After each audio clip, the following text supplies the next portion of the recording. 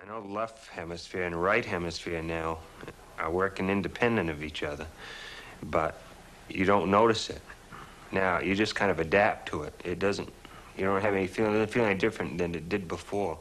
7 years ago, Joe had brain surgery to allay the effects of severe epilepsy.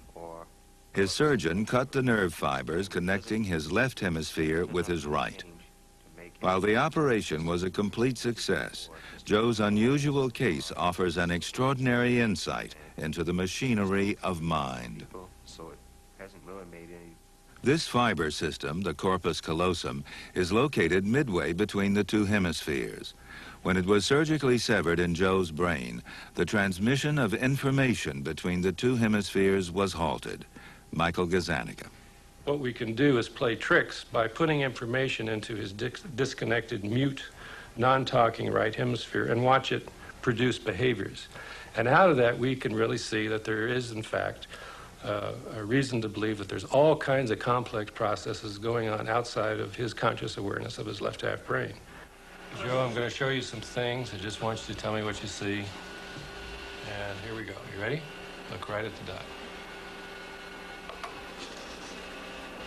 Okay. Right. Okay, you ready? Look right at the dot. Grapes. Good. When Joe focuses on a point, look right at the dot, everything to the right of the point goes to his left brain, the dominant hemisphere for language and speech. Look right at the dot. So we can see here that when we flash a word or a picture, Tree. Joe is easily able to name it. Here we go. See it. Close your eyes and let your left hand do a little work here.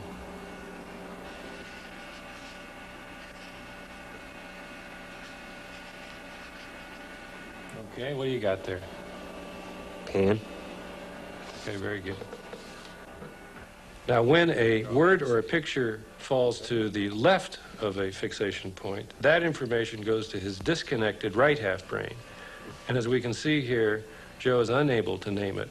Joe is able to draw the picture with his left hand, the left hand getting its major control from the right half brain.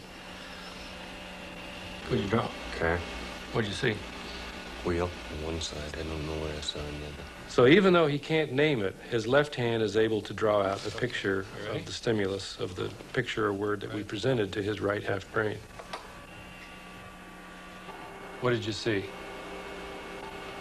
Saw a hammer. So just close your eyes and draw with your left hand. Just let it go.